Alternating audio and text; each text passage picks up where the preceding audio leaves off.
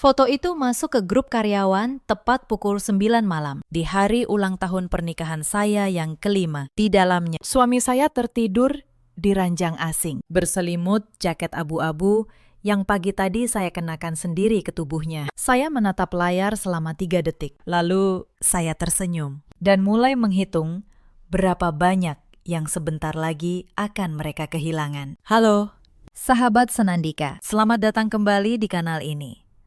Tempat kita merenungi kisah-kisah tentang pengkhianatan, harga diri, dan keberanian seorang perempuan untuk mengambil kembali hidupnya. Kalau cerita hari ini menyentuh sesuatu di hati Anda, tolong tinggalkan satu kata di kolom komentar. Saya akan menemani Anda sampai akhir. Malam itu, ponsel saya bergetar pelan di atas meja marmer. Sebuah notifikasi dari grup internal perusahaan. Grup yang berisi hampir 800 karyawan. Biasanya, jam segini, grup itu sepi, maka saya membukanya. Foto itu langsung memenuhi layar. Seorang lelaki tertidur lelap di ranjang hotel. Wajahnya saya kenal lebih baik daripada wajah saya sendiri. Reza, suami saya. Di atas tubuhnya tersampir sebuah jaket abu-abu, jaket bola kesayangannya. Jaket yang pagi tadi saya rapikan di bahunya sambil mencium pipinya sebelum dia berangkat ke kantor. Di bawah foto itu, ada satu baris kalimat manis. Maaf semua,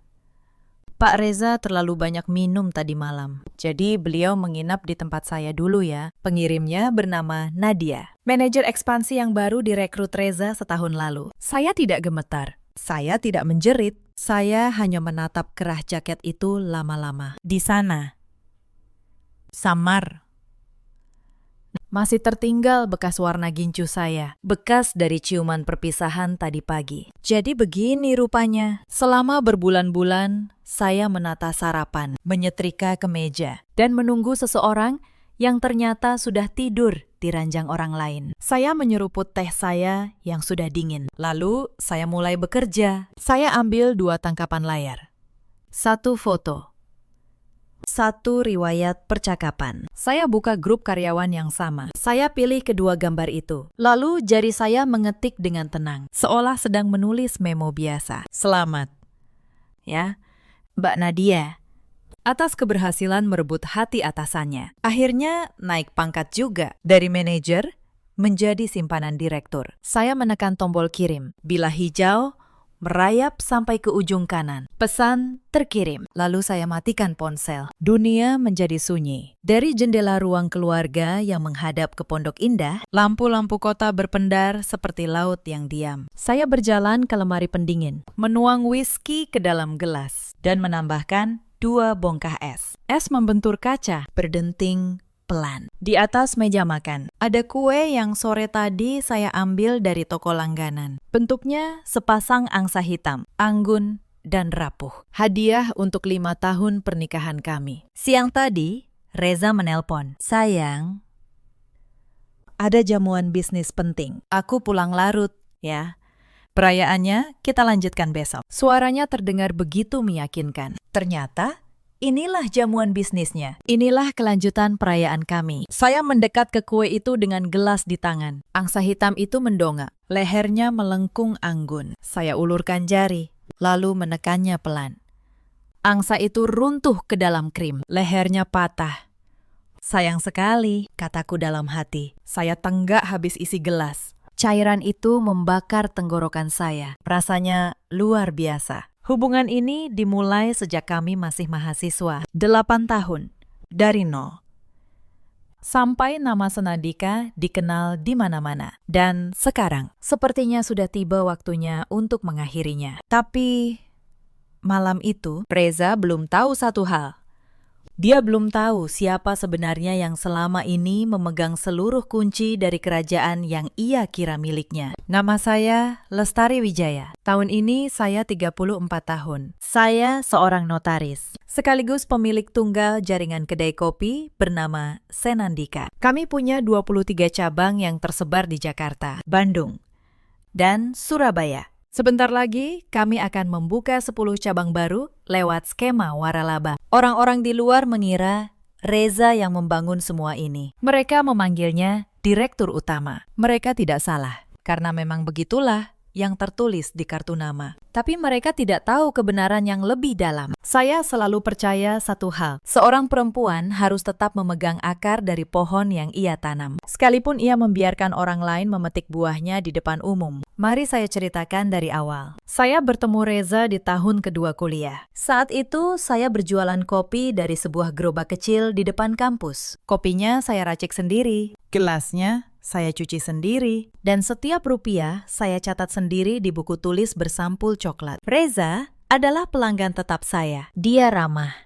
pandai bicara, dan punya wajah yang membuat orang mudah percaya. Dia bilang, dia melihat masa depan di kopi saya. Saya melihat masa depan di senyumnya. Begitulah kami memulai segalanya. Modal pertama kami berasal dari warisan kakek saya. Sebidang tanah luas di pinggiran Bekasi, lengkap dengan sebuah bangunan tua. Tanah itu atas nama saya seorang. Di sanalah kami membangun dapur produksi pertama Senandika. Pabrik kecil yang kelak menjadi jantung dari seluruh jaringan. Reza pandai berbicara di depan investor. Maka saya mendorongnya ke depan panggung. Biar dia yang berjabat tangan, biar dia yang difoto, biar namanya yang dikenal. Saya cukup duduk di belakang, mengurus akta, mengurus pajak, mengurus hat merek, dan memastikan setiap lembar dokumen penting tetap aman di brankas yang hanya saya yang tahu kombinasinya. Ibu saya pernah berkata sebelum beliau wafat, Lestari, suami yang baik adalah teman seperjalanan, tapi tanah, surat, dan nama. Jangan pernah kau serahkan bulat-bulat pada siapapun. Bukan karena kau tak mencintai, tapi karena kau harus tetap bisa berdiri sendiri kalau cinta itu suatu hari pergi. Dulu saya pikir itu nasihat seorang ibu yang terlalu berhati-hati. Sekarang saya tahu itu adalah warisan paling berharga yang pernah saya terima selama 8 tahun. Senandika tumbuh dari satu gerobak menjadi 23 cabang. Reza naik menjadi direktur utama. Saya tetap menjadi notaris yang mengurus berkas di balik layar. Di mata dunia, saya hanyalah istri sang direktur. Istri yang sesekali datang ke kantor membawa rantang berisi opor buatan sendiri. Saya tidak keberatan. Saya pikir selama pohon ini tumbuh, tidak penting siapa yang berdiri di bawah cahayanya. Sebenarnya, retakan pertama sudah muncul jauh sebelum foto itu. 2 tahun terakhir, Reza berubah. Dulu, setiap keputusan besar selalu kami bicarakan berdua di meja makan, sambil minum kopi racikan saya. Lalu, perlahan, dia mulai memutuskan sendiri. Dia merekrut orang tanpa bertanya. Dia menandatangani kontrak tanpa memberitahu. Setiap kali saya bertanya, jawabannya selalu sama. Ini urusan kantor. Lestari, kamu tidak perlu ikut campur. Urus saja yang di rumah. Padahal urusan kantor itu dulu adalah urusan kami berdua. Saya ingat malam ketika dia pertama kali pulang dengan bau parfum asing di kemejanya. Saya tidak bertanya. Saya hanya mencucinya, lalu menyetrikanya, lalu menggantungnya kembali di lemari. Saya berkata pada diri sendiri, mungkin hanya parfum rekan kerja di lift. Mungkin saya terlalu curiga. Begitulah seorang istri yang terlalu mencintai. Dia menemukan 1000 alasan untuk membenarkan orang yang dia sayangi, dan satu pun tidak untuk dirinya sendiri. Saya ingat ulang tahun saya yang lewat begitu saja, dengan pesan singkat, "Selamat ya, maaf, lagi sibuk." Saya ingat akhir pekan yang dulu selalu kami habiskan berdua. Kini berubah menjadi ada meeting dadakan. Sayang. Saya ingat ranjang yang semakin sering dingin di satu sisinya. Saya melihat semua tanda itu. Saya hanya memilih untuk tidak membacanya. Karena membacanya berarti mengakui bahwa rumah yang saya bangun mulai retak dari dalam. Tapi naluri seorang notaris tidak pernah benar-benar tidur. Tanpa sadar, di balik diam saya mulai merapikan dokumen, memperbarui sertifikat, memastikan setiap surat penting tetap di tangan saya. Saya tidak tahu kapan badai akan datang. Saya hanya tahu kalau datang, saya tidak boleh tenggelam. Saya keliru dalam satu hal. Saya pikir selama saya cukup baik, cukup sabar, cukup mengalah, badai itu tidak akan pernah benar-benar datang. Tapi ada orang yang tidak puas hanya dengan berdiri di bawah cahaya. Mereka ingin menebang pohonnya. lalu mengklaim bahwa merekalah yang menanamnya. Pagi setelah malam itu, saya menyalakan ponsel kembali. Pukul 6. Layarnya nyaris membeku. Ratusan notifikasi panggilan tak terjawab. Pesan masuk dari nomor-nomor yang tak saya kenal. Dan satu pesan panjang dari Reza, yang dikirim berkali-kali dengan nada yang makin lama makin panik.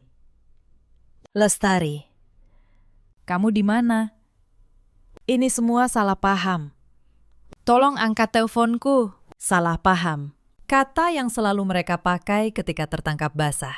Saya tidak membalas. Saya membuat kopi, lalu duduk di balkon apartemen yang sudah berbulan-bulan saya siapkan diam-diam. Apartemen kecil di kawasan Tebet yang saya beli atas nama saya sendiri dan saya biarkan kosong. Seorang perempuan harus selalu punya pintu keluar, kata ibu saya. Pagi itu, untuk pertama kalinya, saya benar-benar mensyukuri nasihat itu. Pukul 9. Reza menggedor pintu apartemen itu. Entah dari mana dia tahu alamatnya. Mungkin dari supir, mungkin dari catatan bank. Saya buka pintu. Wajahnya kusut, matanya merah.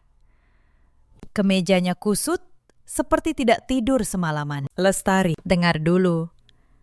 Katanya, cepat. Foto itu cuma jebakan. Nadia yang kirim sendiri. Aku memang minum kemarin, tapi tidak ada apa-apa. Sungguh. Saya menatapnya tenang. Jaket abu-abu itu yang kupakaikan ke bahumu kemarin pagi. Bagaimana ceritanya bisa berakhir di tubuhmu, di ranjang perempuan lain? Dia terdiam sejenak, lalu mengganti taktik. Lestari, kamu sudah membuat malu satu kantor. Pesan yang kamu kirim itu, semua orang membacanya. Aku ini direktur utama. Kamu menghancurkan wibawaku. Begitulah. Bahkan di pagi setelah pengkhianatan, yang ia khawatirkan adalah wibawanya. Aku ingin kamu menghapus pesan itu, lanjutnya. Dan minta maaf ke Nadia secara terbuka. Dia karyawan penting. Proyek ekspansi 10 cabang ada di tangannya. Saya hampir tertawa. Kamu memintaku minta maaf pada perempuan yang tidur denganmu. Demi perusahaan. Lestari, katanya. Seolah dua kata itu bisa menutupi segalanya. Demi Senandika. Saya menutup pintu pelan-pelan, tepat di depan wajahnya. Demi Senandika, katanya. Dia bahkan tidak tahu bahwa Senandika tidak pernah benar-benar miliknya. Malam itu juga, perang yang sesungguhnya dimulai. Tapi mereka memulainya dengan keyakinan bahwa saya tidak punya senjata apapun. 3 hari kemudian, adik perempuan Reza muncul. Namanya Wulan. 31 tahun, selalu berpakaian rapi, dan selalu tersenyum dengan cara yang membuat tengkuk saya dingin. Selama ini Wulan menjabat sebagai kepala bagian kemitraan di Senandika. Posisi yang ia dapatkan bukan karena keahlian, melainkan karena dia adik sang direktur. Wulan datang ke kantor pusat membawa setumpuk berkas dan seorang konsultan hukum. Mbak Lestari, katanya manis, di ruang rapat yang penuh orang. Mengingat situasi rumah tangga Mbak dan Mas Reza sedang tidak stabil demi kebaikan perusahaan, kami mengusulkan restrukturisasi. Pengelolaan divisi waralaba akan dialihkan ke tim baru. Nama Mbak akan dikeluarkan dari struktur manajemen sementara. Sampai keadaan tenang, saya memandangi berkas itu. Sebuah usulan untuk mencabut wewenang saya atas seluruh program waralaba. Program yang akan menghasilkan miliaran rupiah dalam 2 tahun ke depan. Ini usulanmu atau usulan kakakmu? Tanya saya. Wulan tersenyum. Ini keputusan keluarga. Mbak, kami sudah membicarakannya. Keluarga. Mereka selalu memakai kata itu sebagai tameng, padahal yang mereka maksud adalah sekutu untuk merampok. Saya tidak menandatangani apapun hari itu. Saya bilang, saya perlu waktu mempelajarinya. Wulan mengangguk.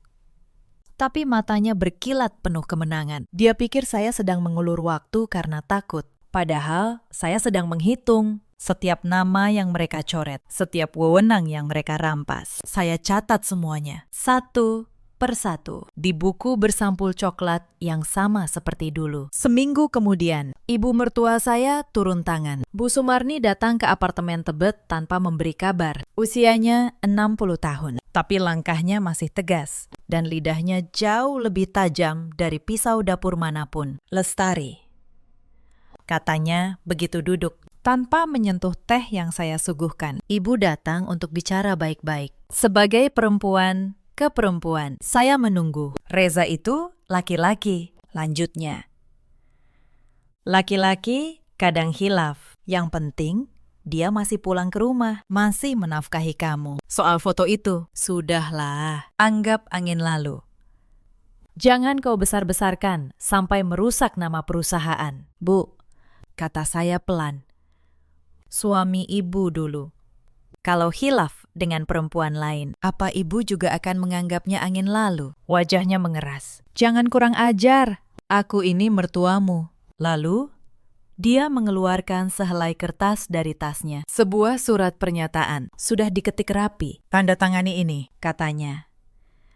Isinya, kamu menyerahkan seluruh kewenangan operasional perusahaan kepada Reza. Biar urusan bisnis diurus laki-laki. Tugas perempuan itu di rumah mengurus suami. Bukan ikut campur soal uang dan kontrak. Kamu cukup jadi istri yang baik. Nanti semua kebutuhanmu dijamin. Saya membaca surat itu pelan-pelan. Di baliknya, tersembunyi pengalihan kuasa yang akan membuat saya kehilangan hak suara atas perusahaan saya sendiri. Bu, kata saya sambil meletakkan surat itu kembali. Kalau saya tanda tangani ini, saya kehilangan segalanya. Kamu tidak kehilangan apa-apa, sahutnya ketus. Kamu dapat suami, dapat keluarga. Apalagi yang kurang? Dasar perempuan tidak tahu bersyukur. Saya tersenyum tipis. Saya tahu bersyukur. Bu, saya bersyukur ibu saya dulu mengajari saya untuk tidak pernah menyerahkan tanah, surat, dan nama bulat-bulat pada siapapun. Saya tidak menandatanganinya. Bu Sumarni pergi dengan membanting pintu, sambil menyebut saya menantu durhaka yang tidak tahu diuntung. Di belakang saya, perang terus bergulir. Tapi kali ini, saya mulai menyiapkan jawaban saya sendiri. Sebulan berlalu, Reza dan kelompoknya mulai bergerak lebih berani, karena mereka mengira saya sudah menyerah. Pada rapat besar dengan para calon mitra waralaba, saya diundang. Saya datang dengan blazer rapi, membawa map berisi data. Tapi begitu saya masuk ruangan, saya melihat Nadia sudah duduk di kursi utama, di sebelah Reza. Perempuan itu mengenakan setelan mahal, tersenyum kepada semua tamu, berbicara seolah dialah nyonya rumah. Dan ketika giliran saya diperkenalkan, Reza berdiri. Ini Lestari, katanya santai. Istri saya. Beliau kadang membantu urusan administrasi di kantor. Membantu urusan administrasi. Begitulah dia menyebut perempuan yang membangun seluruh fondasi hukum perusahaan ini dari nol. Para tamu menatap saya sopan, lalu mengalihkan perhatian kembali ke Nadia, yang mulai memaparkan rencana ekspansi dengan slide yang penuh angka-angka muluk. Angka yang dia sendiri tidak benar-benar pahami. Saya duduk diam di sudut. Saya tidak membantah. Saya tidak menjelaskan. Saya hanya membuka buku catatan coklat saya dan menulis satu baris. Hari ini, di depan 12 calon mitra, saya diperkenalkan sebagai pembantu administrasi di perusahaan yang akta tanahnya atas nama saya. Lalu, saya tutup buku itu dan tersenyum sopan kepada Nadia. Dia membalas senyum saya dengan penuh kemenangan. Dia pikir dia sedang menang. Dia tidak tahu. Setiap kali mereka menginjak saya lebih dalam, mereka sebenarnya sedang menggali lubang mereka sendiri lebih dalam. Beberapa hari setelah rapat itu, Reza mengubah caranya. Dia berhenti memohon, lalu mulai menekan. Dia datang ke apartemen Tebet pada suatu sore, membawa setumpuk foto lama. Foto pernikahan kami, foto liburan kami, foto hari pertama Senandika buka cabang kedua. Lestari, katanya dengan suara dibuat lembut. Lihat ini semua. 8 tahun. Apa kamu mau membuangnya hanya karena satu kesalahan? Pikirkan nama baik kita. Pikirkan apa kata orang nanti kalau kita bercerai. Orang akan menertawakan kamu. Perempuan yang ditinggal suami dulu. Kalimat seperti itu mungkin bisa meremukkan saya dulu. Saya takut pada tatapan orang, takut dianggap gagal. Tapi malam itu, saya hanya menatap foto-foto itu dengan tenang. Reza, kata saya, yang seharusnya malu bukan perempuan yang ditinggalkan, tapi laki-laki yang meninggalkan. Aku tidak takut ditertawakan. Aku hanya takut dulu. Kalau aku terus diam, aku akan kehilangan diriku sendiri. Dia pergi dengan wajah keras. Hari itu, untuk terakhir kalinya, saya membiarkan masa lalu mencoba memegang pergelangan tangan saya. Lalu saya lepaskan satu persatu. Seperti melepas jari-jari yang mencengkram terlalu lama, yang tidak mereka sadari di dalam kantor sendiri. Tidak semua orang berdiri di pihak mereka. Seorang staf muda di bagian keuangan, namanya Dimas, diam-diam menemui saya di sebuah kedai kecil di luar kantor. Tangannya gemetar saat menyerahkan sebuah flash disk. Bu Lestari, katanya pelan.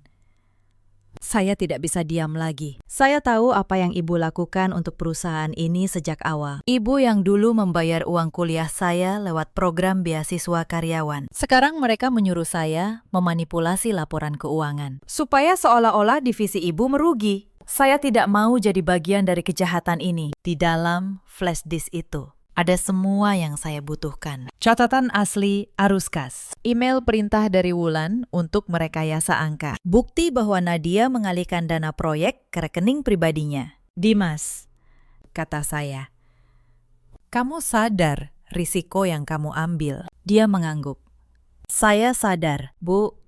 Tapi ada hal yang lebih penting dari pekerjaan. Saya tidak mau tidur nyenyak di atas penderitaan orang yang pernah menolong saya. Saat itu, saya tahu saya tidak sendirian. Orang-orang yang pernah saya perlakukan dengan adil, kini menjadi tembok yang melindungi saya tanpa saya minta. Titik baliknya datang di minggu ke-6. Pagi itu, seorang petugas bank menelpon saya. Suaranya ragu-ragu, hampir berbisik. Bu Lestari, maaf mengganggu. Saya hanya ingin memastikan, apakah benar Ibu mengajukan pinjaman atas jaminan sertifikat tanah pabrik di Bekasi? Dokumennya sudah masuk dengan tanda tangan Ibu. Nominalnya cukup besar, 5 miliar. Jantung saya berhenti sejenak, lalu berdetak lagi, dingin dan teratur. Bisa Bapak kirimkan salinan dokumen itu ke email saya? Tanya saya tenang. Sejam kemudian, dokumen itu sampai. Saya membukanya dan melihat tanda tangan saya di halaman terakhir. Tanda tangan yang ditiru hampir sempurna. Hampir. Karena ada satu lengkungan di huruf terakhir nama saya yang tidak pernah bisa ditiru siapapun. Lengkungan yang selalu saya buat sedikit terbalik. Kebiasaan kecil sejak saya jadi notaris. Tanda tangan di dokumen ini, lengkungannya menghadap ke arah yang benar. Artinya, ini palsu. Reza atau Wulan atau keduanya telah memalsukan tanda tangan saya untuk menjaminkan tanah warisan kakek saya, tanah yang aktanya sampai detik ini masih tersimpan di brankas yang hanya saya tahu kombinasinya. Mereka pikir mereka memegang sertifikat itu, padahal yang ada di tangan mereka hanyalah salinan lama yang sengaja saya tinggalkan di rumah bertahun-tahun lalu. Salinan yang sudah tidak berlaku, karena saya diam-diam telah memperbarui sertifikat asli atas perubahan tata ruang 2 tahun lalu. Hanya saya yang tahu. Saya menutup laptop. Untuk pertama kalinya sejak malam itu, saya merasakan sesuatu yang lebih kuat dari amarah. Saya merasakan kejernihan. Mereka tidak hanya mengkhianati saya, mereka telah melakukan pemalsuan dokumen. Itu bukan lagi urusan rumah tangga, itu kejahatan. Saya menelpon Pak Hadi. Pak Hadi adalah notaris senior, guru saya sejak saya magang dulu. Rambutnya sudah memutih, tapi otaknya masih setajam silet dan integritasnya tak pernah bisa dibeli. Kami bertemu di kantornya yang sederhana, jauh dari gemerlap Senandika. Lestari, katanya setelah saya menceritakan semuanya. Kamu sadar apa yang sedang mereka lakukan? Ini bukan sekedar perselingkuhan. Ini upaya terorganisir untuk merampas aset. Pemalsuan tanda tangan, pengalihan kuasa di bawah tekanan, penjaminan aset tanpa hak. Kalau kamu mau, kamu bisa menghancurkan mereka secara hukum dalam semalam. Saya tahu. Pakistan, kata saya. Tapi saya tidak ingin tergesa-gesa. Saya ingin mereka menggali lubang mereka sampai cukup dalam dulu. Baru saya tutup. Pak Hadi menatap saya lama, lalu tersenyum. Kamu memang murid paling sabar yang pernah saya ajar. Baiklah. Kita siapkan semuanya diam-diam. Akta asli, surat pendaftaran merek, bukti pemalsuan, semuanya. Saat kamu siap, kita gelar semuanya sekaligus. Selama 2 minggu berikutnya, kami bekerja dalam senyap setiap malam. Setelah kantor tutup, saya datang ke ruang kerja Pak Hadi. Kami duduk berhadapan di bawah lampu yang temaram, menyusun bukti seperti merangkai potongan-potongan teka-teki. Lestari, kata Pak Hadi suatu malam sambil melepas kacamatanya. Kamu yakin tidak ingin menyelesaikan ini secara damai? Kamu masih bisa menawarkan perceraian baik-baik, mengambil asetmu, dan pergi tanpa membongkar semua kejahatan ini. Saya menggeleng. Pakistan. Kalau saya hanya pergi diam-diam, mereka akan melakukan hal yang sama pada perempuan lain, pada istri orang lain, pada mitra bisnis lain. Orang seperti Wulan dan Nadia tidak berhenti karena dimaafkan. Mereka berhenti karena dihentikan. Pak Hadi tersenyum tipis. Kamu sudah berpikir jauh ke depan. Baiklah. Kalau begitu, kita lakukan dengan benar. Kami susun semuanya dengan rapi. Salinan akta tanah asli, lengkap dengan riwayat pembaruan sertifikat. Sertifikat hak merek dagang yang terdaftar atas nama saya seorang. Dokumen pinjaman bank dengan tanda tangan palsu, beserta analisis grafologi yang menunjukkan perbedaan. Tangkapan layar percakapan Wulan dengan konsultan hukumnya. Catatan keuangan asli dari flash disk Dimas. Surat kuasa palsu yang Wulan tunjukkan ke para pemasok, yang dengan setia disimpan oleh Pak Gunawan. Satu persatu, lubang yang mereka gali untuk saya berubah menjadi lubang tempat mereka sendiri akan jatuh. Ada satu hal lagi, kata Pak Hadi pada malam terakhir. Aku sudah berbicara dengan kenalanku di kepolisian, di bagian kejahatan ekonomi. Mereka tertarik dengan kasus ini. Pemalsuan dokumen dan penggelapan aset perusahaan adalah pintu masuk. Begitu mereka menyelidiki, kemungkinan akan muncul lebih banyak lagi yang busuk. Saya mengangguk. Saya tidak merasa puas, tidak juga merasa sedih. Saya hanya merasa akhirnya keseimbangan akan dikembalikan. Dan yang terpenting, saya keluarkan dari brankas sehelai dokumen yang selama ini menjadi rahasia terbesar saya. Akta Tanah Pabrik Bekasi yang masih berlaku. Sertifikat hak merek dagang Senandika. Keduanya hanya mencantumkan satu nama. Nama saya, Reza, bukan pemilik. Reza bukan pemegang merek. Reza, secara hukum, hanyalah seorang direktur yang diangkat dan bisa diberhentikan. Selama ini dia memerintah sebuah kerajaan yang sebenarnya bukan miliknya, di atas tanah yang bukan namanya. Dia hanya tidak pernah repot-repot memeriksanya, karena dia terlalu yakin bahwa istrinya hanyalah perempuan yang mengurus rantang dan stempel saat saya sedang menyiapkan semuanya. Mereka melakukan satu hal yang mempercepat kehancuran mereka sendiri. Suatu pagi, Nadia dan Wulan pergi ke pabrik Bekasi. Pabrik yang berdiri di atas tanah warisan kakek saya. Mereka datang dengan rombongan, membawa fotografer dan calon investor,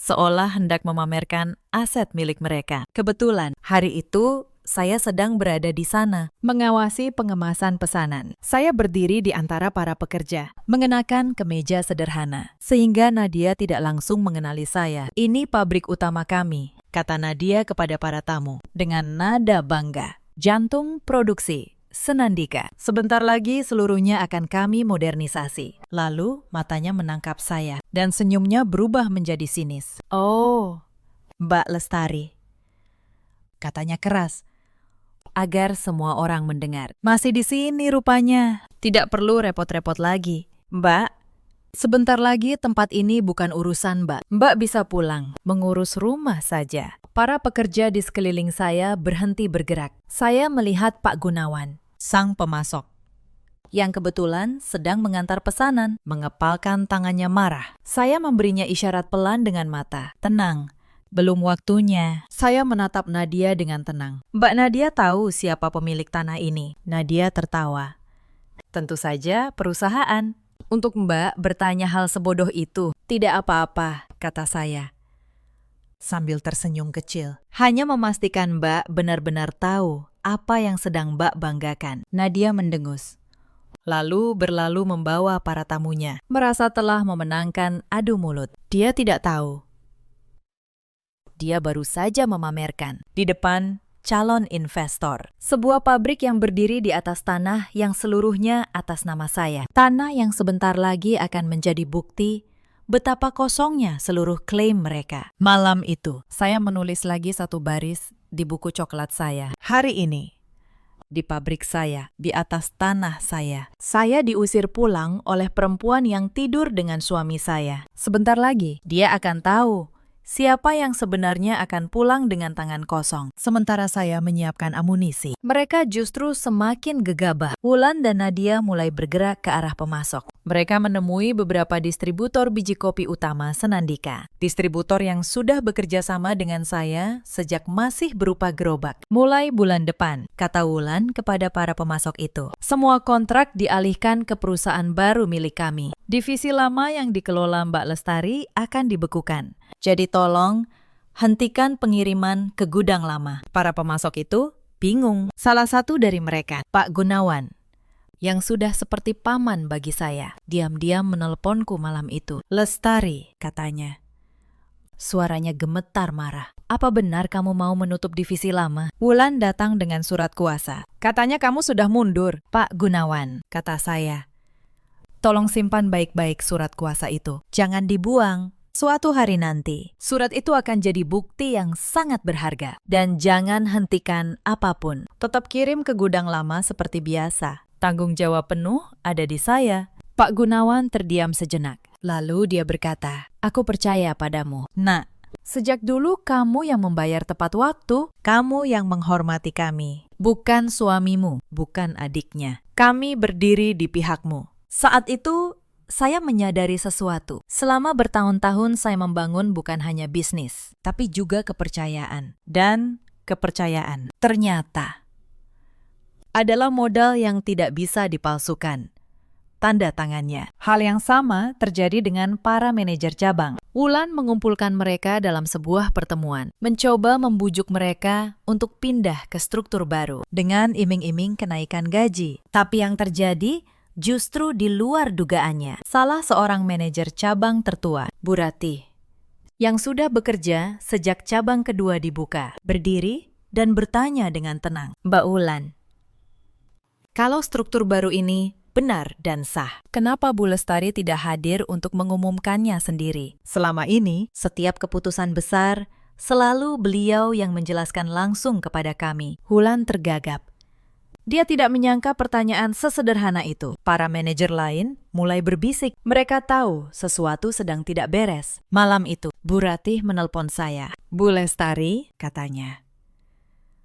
Apapun yang terjadi, kami para manajer berdiri di belakang ibu. Kami tahu siapa yang selama ini menggaji kami tepat waktu. Siapa yang datang menjenguk saat kami sakit. Siapa yang menyekolahkan anak-anak kami lewat program beasiswa. Itu bukan Pak Reza, itu ibu. Air mata saya hampir jatuh malam itu. Bukan karena sedih, tapi karena untuk pertama kalinya, saya sadar kebaikan yang saya tabur selama bertahun-tahun tidak pernah benar-benar hilang. Ia hanya menunggu, diam-diam, untuk kembali melindungi saya di saat saya paling membutuhkannya. Mereka punya nama besar dan kursi direktur. Saya punya akar, surat asli, dan orang-orang yang masih percaya pada saya. Mereka tidak sadar, di setiap langkah serakah mereka, mereka justru mengumpulkan bukti untuk saya. Puncaknya datang pada sebuah malam, ketika Bu Sumarni mengadakan apa yang ia sebut rapat keluarga. Mereka mengundang saya ke rumah besar keluarga Reza di kawasan Menteng. Saya datang, bukan karena patuh, tapi karena saya tahu, malam itu mereka akan menunjukkan wajah asli mereka sepenuhnya. Dan saya ingin melihatnya dengan mata kepala sendiri. Di ruang tamu yang luas, mereka semua sudah berkumpul. Reza duduk di tengah, dengan wajah datar. Wulan di sebelahnya. Bu Sumarni di kursi besar, seperti hakim. Dan di sudut, dengan beraninya, duduk pula Nadia. Perempuan itu, seolah dia sudah menjadi bagian dari keluarga. Lestari, kata Bu Sumarni membuka. Keluarga sudah sepakat, demi kebaikan semua. Kami minta kamu mengundurkan diri dari perusahaan dengan baik-baik. Kamu boleh dapat sedikit pesangon sebagai tanda terima kasih. Setelah itu, kau dan Reza pisah secara baik-baik. Nadia akan menggantikan posisimu di kantor maupun di rumah ini. Saya menatap mereka satu persatu. Reza tidak berani menatap mata saya. Wulan tersenyum tipis. Nadia mengangkat dagunya tinggi-tinggi. Jadi, kata saya, tenang, saya membangun semuanya. Lalu, saya yang diminta pergi dengan sedikit pesangon. Sementara perempuan yang tidur dengan suami saya, yang menggantikan saya. Begitu rencananya. Jangan bicara kasar, potong Bu Sumarni. Kamu yang gagal jadi istri. Kamu yang tidak bisa menjaga suami. Wajar kalau dia mencari yang lain. Nadia tersenyum sinis. Mbak Lestari, sudahlah. Terima saja kenyataan. Reza memilih saya. Perusahaan juga lebih maju di tangan kami. Mbak hanya perlu tahu diri, kapan harus mundur. Saya menarik napas pelan. Ruangan itu sunyi. Menunggu saya menangis, atau memohon, atau mengamuk. Tapi saya tidak melakukan satupun dari itu. Saya membuka tas saya dan mengeluarkan sebuah map coklat tebal. Saya letakkan di atas meja, pelan. Sampai terdengar bunyi tumpukan kertas yang berat. Sebelum saya mundur, kata saya, ada beberapa hal yang sepertinya perlu kalian baca dulu. Wulan adalah yang pertama membuka map itu. Senyumnya perlahan memudar. Di halaman pertama, ada salinan akta tanah pabrik Bekasi. Sertifikat yang masih berlaku. Terbit 2 tahun lalu. Dengan satu nama pemilik. Lestari Wijaya. Saya. Di halaman kedua, sertifikat hak merek dagang Senandika. Pemegang tunggal, Lestari Wijaya. Saya. Di halaman ketiga, dokumen pinjaman bank senilai 5 miliar. Dengan tanda tangan saya yang dipalsukan. Lengkap dengan analisis grafologi awal dari Pak Hadi yang menyatakan tanda tangan itu tiruan. Reza menyambar map itu dari tangan Wulan. Wajahnya berubah pucat. Seiring jarinya membalik halaman demi halaman, saya melihat sesuatu runtuh di matanya, perlahan. Seperti tembok yang lapuk dimakan air. Lelaki yang selama ini berjalan dengan dada membusung, yang berbicara di depan investor dengan penuh percaya diri. Kini tangannya gemetar memegang selembar kertas. Ini tidak mungkin, gumamnya. Perusahaan ini, aku direktur utamanya. Aku yang membangun semua ini. Kamu yang membangunnya. Saya menatapnya tenang. Reza, ingatkah kamu gerobak kopi pertama di depan kampus? Siapa yang meraciknya? Siapa yang mencuci gelasnya sampai larut? Siapa yang mencatat setiap rupiah di buku bersampul coklat? Kamu pandai berbicara, dan aku mendorongmu ke depan panggung. Tapi jangan pernah, sekalipun, mengira bahwa berdiri di panggung sama dengan memiliki gedungnya. Dia membuka mulut, lalu menutupnya lagi. Tidak ada kata yang keluar. Benar, kata saya, tenang. Kamu direktur. Direktur adalah orang yang diangkat. Dan orang yang diangkat bisa diberhentikan. Yang tidak bisa kalian ambil dariku adalah tanah tempat pabrik berdiri. Dan nama merek yang menempel di setiap cangkir kopi yang kalian jual. Keduanya. Sejak awal. Hanya atas nama saya. Bu Sumarni bangkit dari kursinya. Apa-apaan ini? Kamu menipu anakku selama ini. Menipu.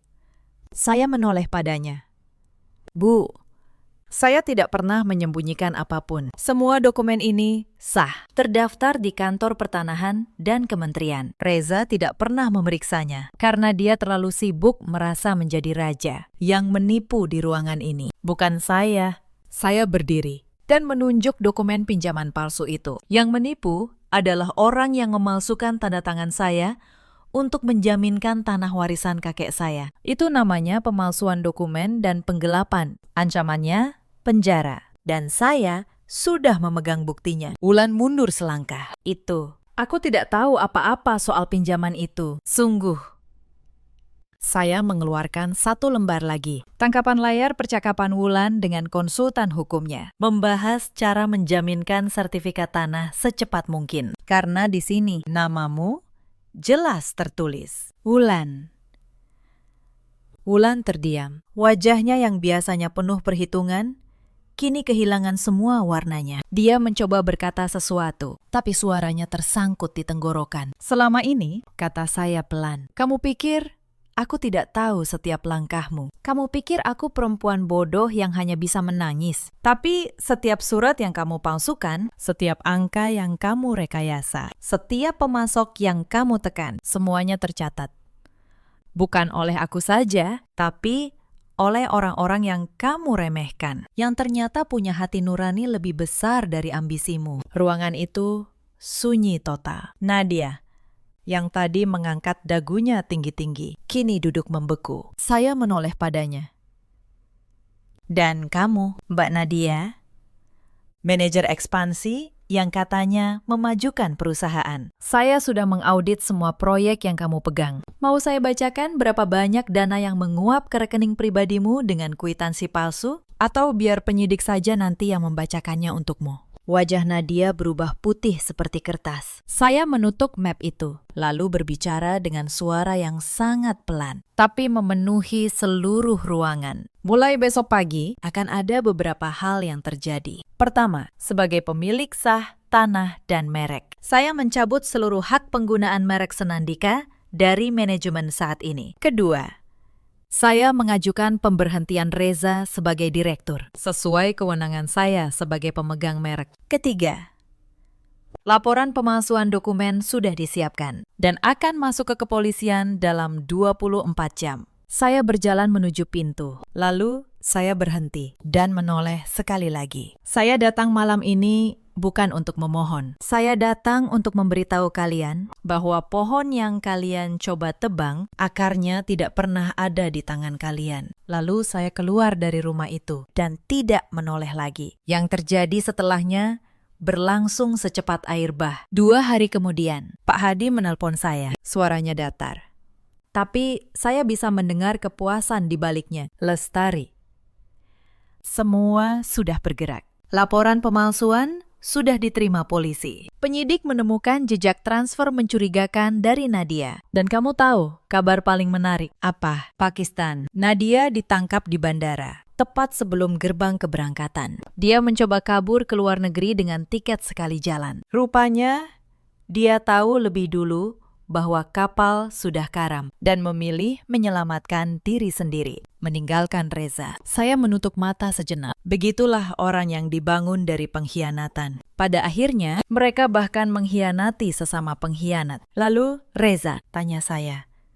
Reza resmi diberhentikan dari kursi direktur kemarin, tanpa merek dan tanah di tangannya. Dia tidak punya apa-apa untuk dipertahankan di hadapan dewan. Para investor menarik diri begitu tahu fondasi hukum perusahaan tidak pernah atas namanya. Wulan terseret dalam penyelidikan pemalsuan. Dan ibu mertuamu, kabarnya, kini sibuk berkeliling meminjam uang untuk biaya pengacara anak-anaknya. Karma instan, kata saya dalam hati. Orang serakah pada akhirnya dimangsa oleh keserakahannya sendiri. Sebulan setelah malam di rumah menteng itu, semuanya berubah.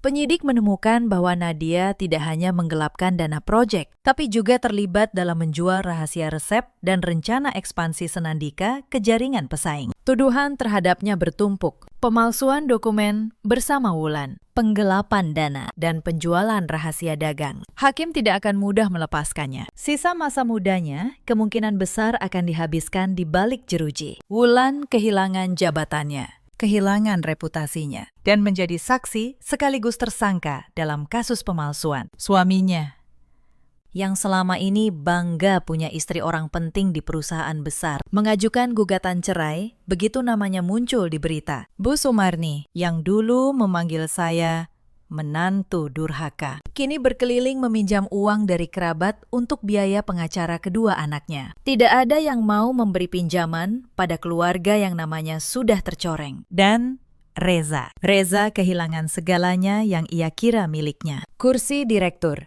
mobil dinas, rumah Pondok Indah, yang ternyata juga atas nama saya, dan perempuan yang ia pilih di atas pernikahannya, yang ternyata kabur lebih dulu meninggalkannya sendirian menghadapi reruntuhan. Seminggu kemudian, saya menerima surat gugatan cerai dengan tanda tangan Reza yang sempurna. Kali ini, tanda tangannya asli. Dia tidak menuntut apapun. Tidak sepeser pun dari perusahaan. Tidak satu lembar saham. Tidak satu jengkal tanah. Dia menyelesaikan seluruh proses pengalihan tanpa imbalan. Persis seperti yang seharusnya. Karena memang tidak ada yang pernah menjadi miliknya. Pada hari terakhir, pengalihan dokumen. Kami bertemu sekali di ruang tamu kantor untuk serah terima berkas yang terakhir. Reza menjadi sangat kurus. Pipinya cekung.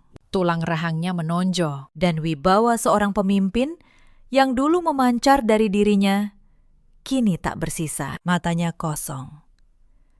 Seperti lampu yang sumbunya sudah habis terbakar. Perusahaan ini, katanya pelan, tanpa berani menatap saya. Kupercayakan padamu sepenuhnya. Akan saya bawa ke tempat yang lebih besar, jawab saya. Sendiri.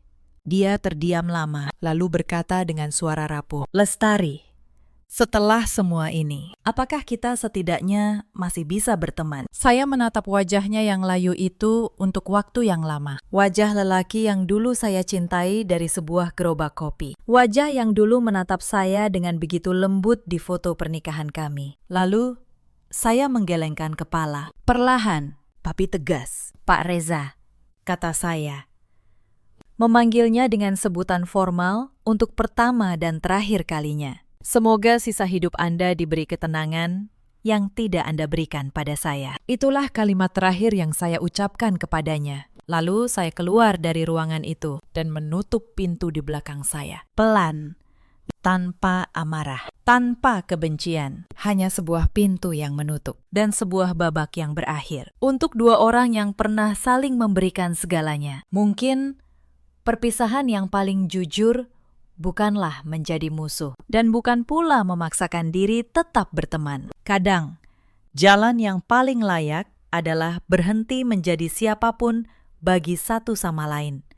Menjadi dua orang yang dulu paling mengerti, kini berjalan ke arah yang sama sekali berbeda. Setahun berlalu sejak hari itu. Saya masih ingat hari pertama saya masuk ke kantor utama sebagai pemilik yang diakui secara terbuka. Para karyawan yang dulu memanggil saya istri Pak Direktur, kini berdiri dan menyapa saya dengan hormat yang tulus. Bukan hormat karena takut, tapi hormat karena tahu siapa yang sebenarnya menjaga kapal ini tetap berlayar selama bertahun-tahun. Senandika kini punya 35 cabang. 10 cabang waralaba yang dulu mereka coba rampas. Kini berdiri dengan logo yang sama. Dikelola oleh tim yang saya percaya. Pak Gunawan masih memasok biji kopi terbaiknya. Tepat waktu.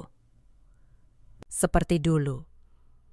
Dimas kini menjadi kepala bagian keuangan. Posisi yang ia dapatkan bukan karena hubungan keluarga, melainkan karena kejujurannya. Dan saya tidak lagi duduk di belakang panggung. Nama saya kini tertera di pintu kantor utama, sebagai apa adanya saya selama ini. Pemilik, pendiri, penjaga akar. Cerita ini mengajarkan kita sesuatu tentang betapa rapuhnya sebuah pernikahan, dan betapa pentingnya seorang perempuan menjaga dirinya sendiri. Percaya pada pasangan adalah hal yang indah, tapi percaya buta, menyerahkan segalanya tanpa sisa, adalah hal yang berbeda. Terkadang, kebaikan dan pengampunan yang terlalu mudah justru mengundang bencana yang tidak bisa diperbaiki. Di luar sana, ada banyak perempuan yang seperti saya dulu. Perempuan yang mencintai dengan sepenuh hati, yang menyerahkan segalanya, lalu diam ketika diinjak karena takut dianggap gagal. Kalau Anda salah satunya, saya ingin Anda tahu satu hal. Bertahan dalam kepasrahan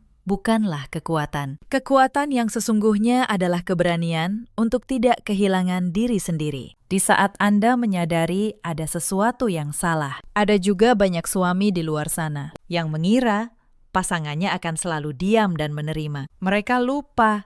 Kesabaran seorang perempuan bukan berarti dia tidak punya kuku. Dia hanya memilih kapan harus menggunakannya. Dan ada pula para ibu mertua yang membela anak laki-lakinya tanpa melihat kebenaran, lalu menuai pahit dari pohon yang mereka tanam sendiri. Masa lalu memang tidak bisa diubah, tapi bagaimana kita menjalani masa depan. Itu selalu bisa kita pilih sendiri. Dengan berani, kita ambil kembali kemudi hidup kita ke tangan kita sendiri. Kalau cerita ini menyentuh hati Anda, ceritakan kisah Anda di kolom komentar. Mungkin ada seseorang di luar sana yang membutuhkan keberanian Anda malam ini. Terima kasih sudah menemani saya sampai akhir. Sampai jumpa di kisah berikutnya. Bayangkan ini, kamu datang ke acara peresmian kantor pusat perusahaanmu sendiri dengan angkot karena mobilmu berdaja dirampas paksa oleh ibu mertua di depan rumah. Dan ketika kamu masuk, suamimu menatapmu seperti orang asing, lalu berbisik agar kamu duduk di kursi paling belakang supaya tidak mempermalukan keluarganya. Mereka tidak tahu satu hal, nama yang tertera di akta pendirian perusahaan itu bukan nama suamiku, bukan pula nama mertuaku, itu namaku. Halo sahabat, selamat datang kembali di channel ini. Tempat kita berbagi kisah-kisah kehidupan yang menguras emosi sekaligus memberi pelajaran. Sebelum mulai, tolong tekan tombol like, subscribe, dan nyalakan loncengnya agar kamu tidak ketinggalan kisah berikutnya. Tulis juga nama dan kotamu di kolom komentar supaya aku tahu dari mana saja kalian menyimak malam ini. Kisah kali ini akan terasa menyesakkan di awal, tapi percayalah, akhirnya akan sangat memuaskan. Mari kita mulai. Nama saya Anindya, 34 tahun. Saya bekerja sebagai auditor keuangan di sebuah firma di kawasan Sudirman. Sudah 10 tahun saya menekuni angka, laporan, dan jejak transaksi yang tidak pernah berbohong. Orang menyebut pekerjaan saya membosankan, tapi bagi saya, angka adalah satu-satunya hal di dunia ini yang tidak pernah pura-pura. Angka tidak bisa disuap dengan senyuman manis. Angka tidak bisa ditipu dengan kata-kata indah. Sebuah laporan keuangan, jika dibaca dengan jujur, akan selalu menunjukkan siapa yang sebenarnya berbohong. Pelajaran itu kelak menjadi senjata saya yang paling tajam. Saya menikah dengan Bramantio 6 tahun lalu. Waktu itu, dia hanya seorang staf pemasaran biasa dengan gaji pas-pasan. Saya tidak peduli. Saya jatuh cinta pada caranya bicara tentang mimpi, tentang membangun sesuatu dari nol. Saya percaya pada laki-laki itu. Maka, ketika ayah saya, seorang pengusaha yang merintis bisnis logistik dari sebuah ruko kecil di Bekasi, ingin memberi modal usaha, saya yang mengusulkan agar perusahaan baru itu dijalankan bersama suami saya, ayah saya, Pak Hartono. Bukan orang sembarangan, tapi beliau rendah hati. Beliau bilang, harta tidak ada artinya jika anak sendiri tidak bisa dipercaya menjaganya. Maka beliau menyusun semuanya dengan hati-hati. Model beliau yang kucurkan. Tapi struktur kepemilikannya beliau serahkan kepada saya untuk diatur. Dan saya, sebagai auditor, tahu persis bagaimana menyusun sesuatu agar aman. Perusahaan itu kami beri nama Wijaya Logistik. Dalam 3 tahun, perusahaan itu tumbuh pesat. Gudang kami bertambah dari 1 menjadi 7. Armada truk kami menembus jalur Jawa dan Sumatera. Bramantio duduk sebagai direktur utama. Wajahnya terpampang di majalah bisnis. Dan disitulah perlahan-lahan laki-laki yang dulu saya cintai mulai berubah menjadi orang yang tidak saya kenal. Semua bermula sejak ibunya, Bu Sukmawati, pindah ikut tinggal bersama kami di rumah kawasan Pondok Indah. Beliau datang dengan koper dan tidak pernah pergi lagi. Bu Sukmawati adalah perempuan berusia 62 tahun dengan tatapan yang selalu menghitung. Setiap kali memandang saya merasa beliau sedang menaksir harga, bukan menyapa menantu. Bersamanya datang pula Vania, adik ipar saya, 29 tahun. Vania cantik, pandai bicara, dan sangat pandai membuat dirinya terlihat sebagai korban. Sejak awal saya merasakan ada yang tidak beres di antara ibu dan anak perempuan itu. Mereka sering berbisik di dapur, lalu berhenti ketika saya lewat. Mereka tersenyum manis di depan saya, tapi senyum itu tidak pernah sampai ke mata. Ayah saya dari jauh sudah membaca gelagat itu. Suatu sore, beliau menelpon saya. Suaranya pelan tapi tegas. Beliau bertanya, apakah saya masih memegang kendali atas perusahaan? Saya menjawab bahwa Bramantio yang menjalankan operasional, tapi struktur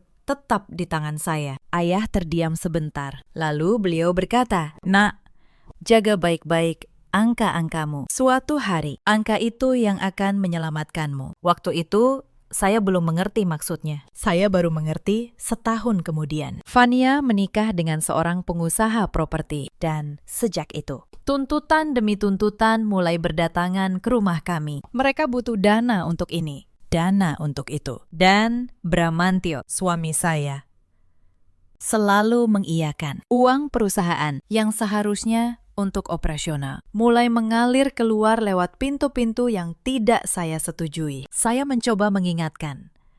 Tapi setiap kali saya bicara, Bu Sukmawati akan menyela dengan kalimat yang sama. "Anindya, kamu ini cuma istri. Urusan uang, biar laki-laki yang mengatur." Saya menelan kalimat itu berkali-kali. Saya pikir, demi rumah tangga, saya bisa bersabar. Awal perubahan Bramantio sebenarnya bisa saya tunjuk dengan jelas. Dulu, di tahun pertama perusahaan berdiri, dia masih sederhana.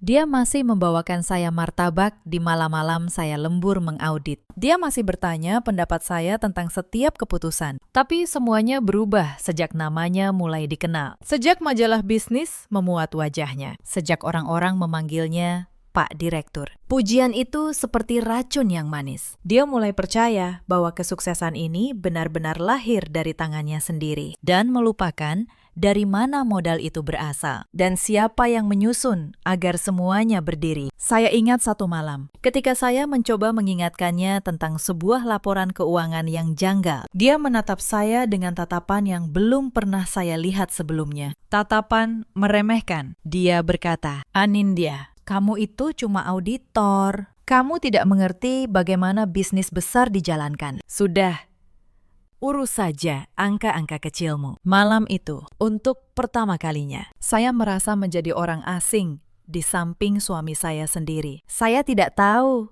bahwa angka-angka kecil yang dia remehkan itulah yang kelak akan meruntuhkan seluruh kerajaannya. Saya pikir demi rumah tangga, saya bisa terus bersabar. Tapi saya lupa satu hal penting, kesabaran yang terus diinjak. Suatu hari akan berubah menjadi sesuatu yang jauh lebih dingin. Dan malam itu di teras rumah, ketika saya mendengar mereka tertawa di ruang tengah, saya tidak tahu bahwa hitungan mundur sudah dimulai. Pagi itu hujan gerimis turun di kawasan Pondok Indah. Saya sedang bersiap berangkat kerja ketika Bu Sukmawati berdiri di depan pintu, menghalangi langkah saya. Di tangannya tergenggam sebuah kunci. Kunci mobil saya.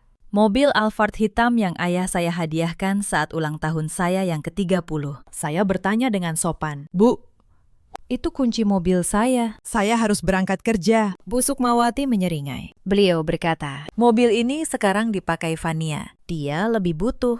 Kamu kan bisa naik taksi. Gajimu lumayan." Saya tertegun. Saya menoleh ke arah Bramantio yang berdiri di belakangnya, berharap suami saya membela. Tapi Bramantio hanya menghela napas. "Sudahlah, Anindya. Itu cuma mobil. Jangan bikin ribut pagi-pagi." Saya menatap suami saya lama sekali. Laki-laki yang dulu berjanji akan melindungi saya, kini berdiri di belakang ibunya, membiarkan saya dirampas di rumah saya sendiri. Saya tidak menjawab. Saya hanya mengangguk pelan, lalu berbalik, berjalan keluar pagar, dan memesan taksi di pinggir jalan. Tapi di dalam taksi itu, sambil menatap rumah saya yang menjauh di kaca spion, sesuatu di dalam dada saya membeku. Bukan amarah, sesuatu yang lebih tenang dari amarah. Sopir taksi sempat bertanya apakah saya baik-baik saja, karena katanya wajah saya pucat. Saya hanya tersenyum dan menjawab bahwa saya tidak apa-apa. Padahal di dalam kepala saya, sebuah keputusan baru saja lahir. Selama 6 tahun, saya selalu memilih mengalah demi menjaga keutuhan rumah tangga. Tapi pagi itu, di bangku belakang taksi yang asing, saya menyadari satu hal. Rumah tangga yang hanya bisa utuh jika satu pihak terus-menerus diinjak. Sebenarnya sudah lama tidak utuh. Saya mulai berhitung. Hari itu, saya datang ke kantor dengan taksi. Rekan kerja saya bertanya, kenapa saya tidak membawa mobil. Saya hanya tersenyum dan menjawab bahwa mobilnya sedang diservis. Saya tidak ingin menceritakan aib rumah tangga saya kepada siapapun. Tapi malam itu, ketika saya pulang, saya membuka laptop dan mulai melakukan sesuatu yang sudah lama saya tunda. Saya membuka kembali seluruh laporan keuangan Wijaya Logistik selama 2 tahun terakhir. Sebagai auditor, saya tahu cara membaca jejak yang orang lain pikir sudah mereka hapus. Beberapa hari sebelumnya, Bramantio memang sudah mencabut akses saya ke sistem keuangan perusahaan. Dia berdalih bahwa itu demi keamanan, agar data tidak bocor. Saya hanya mengangguk waktu itu. Mereka pikir, dengan menutup pintu depan, saya tidak akan bisa masuk. Mereka lupa bahwa seorang auditor selalu tahu pintu-pintu lain. Saya masih menyimpan salinan laporan dari tahun-tahun ketika saya masih dipercaya. Saya masih punya akses ke catatan bank yang sah atas nama badan hukum milik saya. Dan dari sanalah, malam itu, angka-angka mulai berbicara kepada saya. Ada aliran dana yang janggal. Setiap bulan, ada transfer ke rekening atas nama perusahaan cangkang yang tidak pernah saya dengar. Jumlahnya tidak besar di awal. 50 juta, lalu 100 juta, lalu 200 juta. Tapi malam itu, saya belum tahu seberapa dalam lubang ini. Saya menutup laptop. Dan untuk pertama kalinya, dalam berbulan-bulan, saya tidur nyenyak. Karena saya tahu, saya sudah menemukan benang pertama. Minggu berikutnya, Bu Sukmawati mengadakan arisan keluarga di rumah kami. Rumah saya.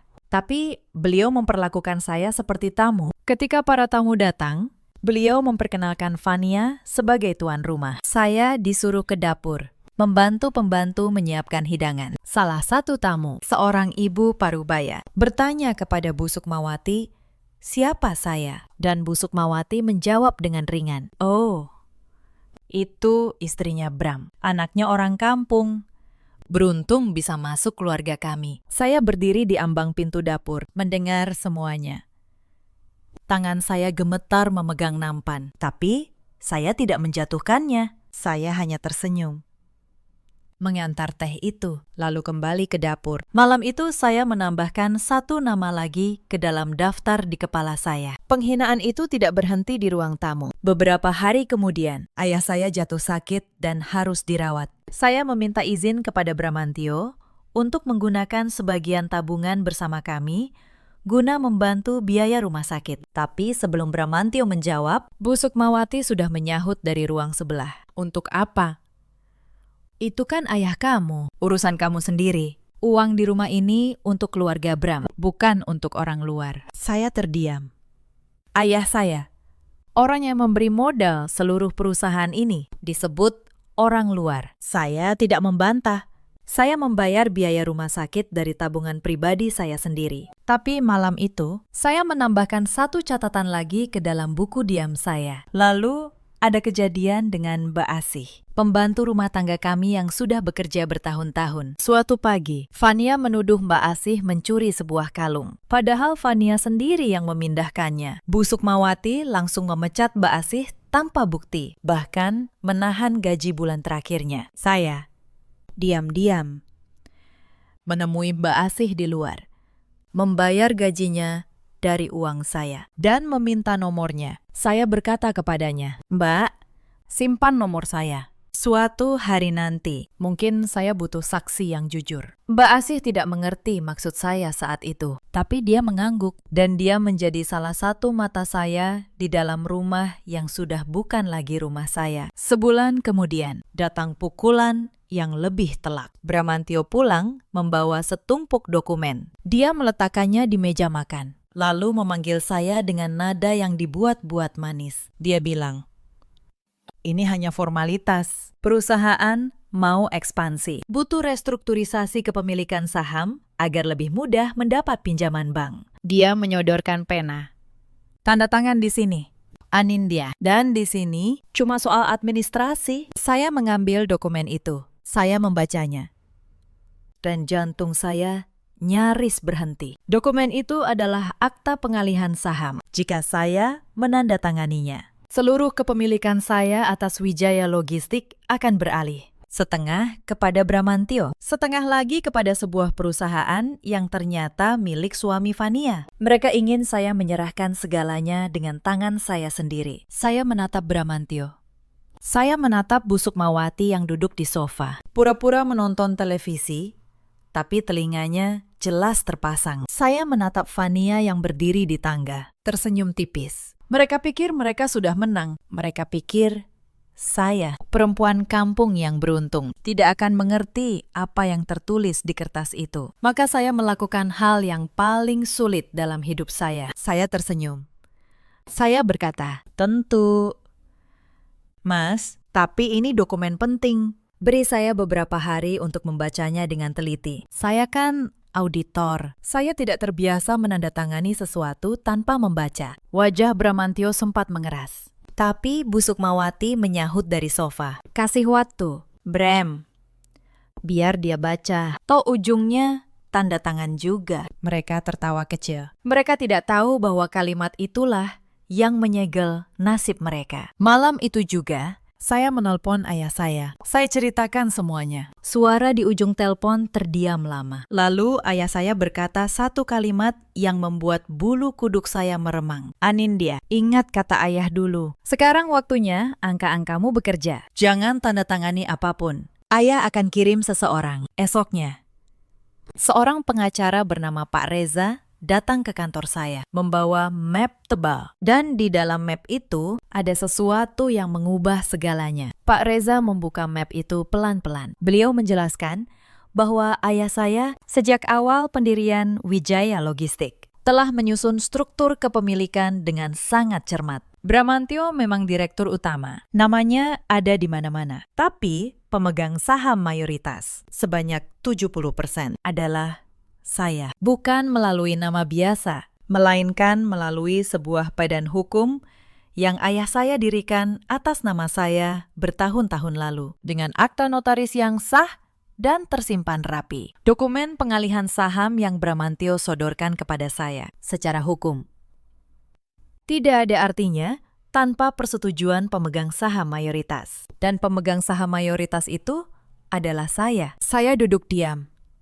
Air mata saya nyaris jatuh, bukan karena sedih, tapi karena akhirnya saya mengerti betapa dalam ayah saya melindungi saya. Beliau sudah meramalkan hari seperti ini akan datang. Pak Reza melanjutkan. Beliau berkata bahwa aliran dana mencurigakan yang saya temukan, jika ditelusuri dengan benar, bisa menjadi bukti penggelapan. Dan penggelapan dana perusahaan adalah pidana. Saya menatap map itu. Saya tahu apa yang harus saya lakukan, tapi saya juga tahu, ini belum waktunya. Saya harus menunggu momen yang tepat. Momen ketika mereka merasa paling menang. Lalu datanglah momen Lebaran. Dan bersamanya, datang penghinaan yang paling terasa di depan banyak mata. Seluruh keluarga besar Bramantio berkumpul di rumah saya. Lebih dari 20 orang. Dan sejak pagi, Bu Sukmawati memperlakukan saya seperti pelayan di acara orang lain. Saya disuruh memasak opor, menggoreng ketupat, mencuci piring kotor yang menumpuk. Sementara Fania duduk manis menerima THR dan pujian dari para tamu. Ketika seorang bibi memuji masakan rendang, Bu Sukmawati cepat-cepat menjawab bahwa itu resep keluarganya. Padahal sayalah yang memasaknya semalaman. Salah seorang sepupu Bramantio bahkan menyodorkan piring kotornya ke arah saya sambil berkata, "Mbak, tolong dibereskan ya." Mereka mengira saya pembantu yang dipekerjakan untuk acara itu. Saya membereskan semuanya tanpa sepatah kata. Tapi di sela-sela mencuci piring, saya melihat Bramantio di ruang tengah, tertawa-tawa, menerima amplop.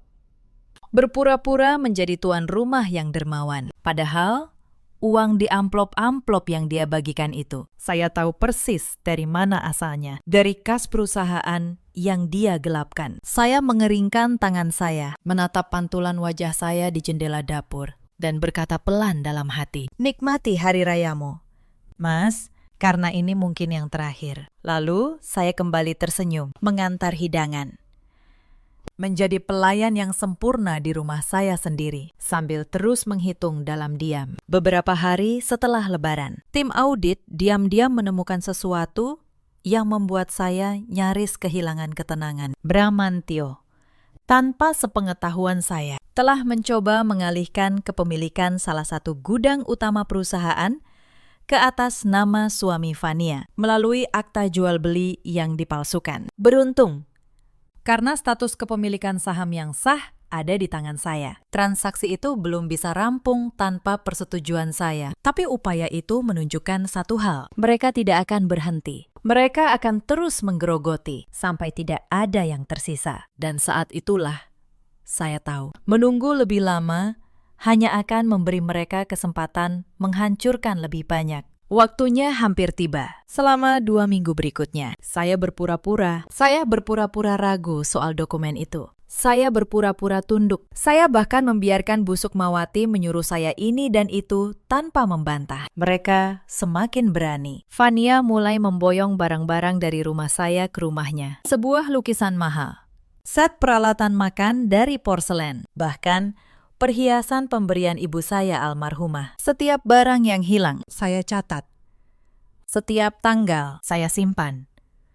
Karena seorang auditor tahu, bukti terbaik bukanlah amarah, melainkan dokumentasi. Sementara itu, di kantor, saya diam-diam meminta tim audit independen yang dikirim ayah saya untuk masuk. Mereka menyamar sebagai konsultan pajak. Selama 2 minggu, mereka membongkar setiap lembar pembukuan. Dan apa yang mereka temukan jauh lebih buruk dari dugaan saya. Bramantio dan suami Fania telah menggelapkan dana perusahaan sebesar 4 miliar rupiah selama 2 tahun. Mereka mengalirkannya melalui faktur fiktif ke perusahaan-perusahaan cangkang yang ujungnya bermuara ke rekening pribadi mereka. 4 miliar. Uang yang seharusnya membangun gudang, membayar gaji karyawan, dan menghidupi ratusan keluarga sopir truk. Saya membaca laporan audit itu di kantor saya, sendirian.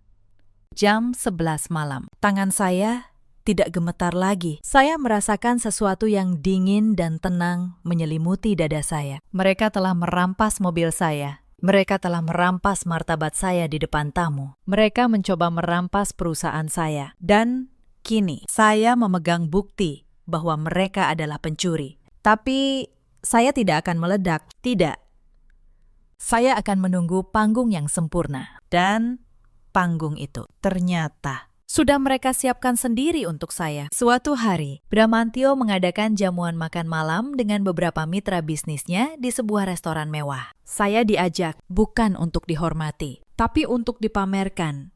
Dan kemudian direndahkan. Di tengah makan malam, salah satu mitra bertanya kepada saya apa pekerjaan saya. Sebelum saya menjawab, Bramantio tertawa dan berkata, "Istri saya. Dia cuma pegawai biasa, tukang hitung-hitung di kantoran. Untungnya, saya yang menanggung semuanya." Para mitra ikut tertawa. Saya hanya tersenyum dan menyesap teh saya. Di bawah meja, jemari saya mengetuk pelan. 1, 2, 3.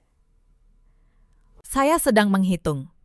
Bukan menghitung amarah, tapi menghitung hari yang tersisa sebelum semuanya berakhir. Pulang dari restoran itu di dalam mobil, Bramantio mengeluarkan ancaman yang sebenarnya. Dia berkata, jika saya tidak segera menandatangani akta pengalihan saham itu, dia akan menceraikan saya. Dan menurutnya, dalam perceraian itu, dia akan mengambil seluruh perusahaan. Karena dialah direktur utamanya. Dialah wajah Wijaya Logistik. Dia bilang, "Kamu tidak punya apa-apa, Anindya, tanpa aku. Kamu bukan siapa-siapa." Saya menatap jendela, menatap lampu-lampu kota yang berlarian. Lalu saya menjawab pelan, "Mungkin kamu benar, Mas." Dia tersenyum puas. Mengira saya menyerah. Dia tidak tahu di kepala saya. Baris terakhir dari laporan ini hampir selesai saya tulis. Suatu malam, saat makan, Bramantio mengumumkan sesuatu dengan bangga. Perusahaan akan mengadakan acara peresmian gedung kantor pusat yang baru di sebuah hotel mewah di kawasan SCBD. Akan hadir para investor, pemegang saham, mitra bank, dan rekan bisnis. Acara itu akan menjadi penobatan Bramantio sebagai sosok di balik kesuksesan Wijaya Logistik. Bu Sukmawati bertepuk tangan girang. Fania langsung sibuk memikirkan gaun apa yang akan dia pakai. Dan saya di ujung meja hanya menunduk menatap piring saya, menyembunyikan senyum yang nyaris tak terkendali. Karena saya tahu di acara itulah semuanya akan berakhir. Tapi mereka belum selesai mempermalukan saya. Justru menjelang hari peresmian, penghinaan itu mencapai puncaknya. Bu Sukmawati memanggil saya ke ruang tengah sehari sebelum acara. Beliau berkata dengan nada memerintah, "Anindya, besok kamu tidak usah tampil di depan. Kamu duduk saja di belakang. Biar Fania yang mendampingi Bram di panggung. Fania lebih pantas.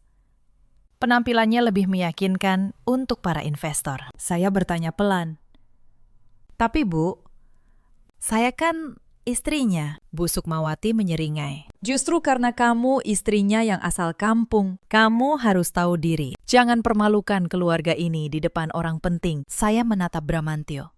Sekali lagi, untuk terakhir kalinya memberinya kesempatan. Tapi suami saya hanya berkata, "Ibu benar. Anindya, kamu duduk di belakang saja. Jangan banyak tingkah besok." Di detik itu, sisa terakhir cinta saya kepada laki-laki itu padam. Bukan dengan ledakan, tapi dengan keheningan yang dingin. Saya mengangguk. Saya berkata, "Baik, saya akan datang, dan saya akan duduk di tempat yang seharusnya." Mereka mengira saya menyerah. Mereka tidak tahu bahwa kalimat itu adalah ancaman, bukan kepasrahan. Malam sebelum acara, saya bertemu Pak Reza dan tim audit untuk terakhir kali. Kami menyiapkan segalanya. Laporan audit yang lengkap, akta kepemilikan saham yang sah, bukti aliran dana penggelapan, rekaman keterangan Mbak Asih, pembantu yang dulu dipecat dengan tidak adil, yang ternyata menyaksikan banyak hal di dalam rumah itu. Dan satu hal lagi yang ayah saya tambahkan secara pribadi. Saya duduk di kantor Pak Reza malam itu, menyusun urutan semuanya dengan teliti, seperti menyusun sebuah laporan audit yang akan dipresentasikan ke Dewan Direksi. Setiap bukti punya tempatnya, setiap fakta punya gilirannya. Saya tidak ingin ada celah, karena saya tahu ketika kebenaran ini akhirnya bicara, ia harus bicara dengan begitu jelas sehingga tidak ada satupun yang bisa membantahnya. Pak Reza menatap saya, lalu berkata, "Bu Anindya, saya sudah menangani banyak kasus, tapi jarang saya melihat orang yang menyiapkan keadilan untuk dirinya sendiri setenang ini." Saya hanya tersenyum, karena bagi saya, ini bukan soal balas dendam. Ini soal menutup buku yang sudah terlalu lama dibiarkan terbuka. Saya menelpon ayah malam itu. Beliau hanya berkata, "Besok Ayah akan datang. Tunjukkan kepada mereka siapa kamu sebenarnya." "Nak, bukan dengan teriakan, tapi dengan angka." Saya menutup telepon, lalu menatap gaun sederhana yang sudah saya siapkan untuk besok. Bukan gaun mewah, hanya gaun hitam yang rapi. Karena besok bukan pakaian yang akan berbicara, melainkan kebenaran. Hari peresmian tiba. Pagi itu, sekali lagi, mereka mempermalukan saya. Ketika saya bersiap berangkat, saya mendapati mobil-mobil di garasi sudah penuh terisi. Bramantio berangkat lebih dulu dengan mobil sport barunya. Bu Sukmawati dan Fania berangkat bersama dengan mobil Alphard saya, yang kini mereka anggap milik mereka. Tidak ada satupun yang menawari saya tumpangan. Saya berdiri sendirian di depan rumah, dengan gaun hitam saya, menatap mereka pergi. Maka saya berjalan ke pinggir jalan. Saya menunggu. Lalu sebuah angkot tua berwarna biru lewat, dan saya menaikinya. Para penumpang menatap saya heran. Perempuan bergaun rapi naik angkot menuju hotel mewah. Saya tidak peduli.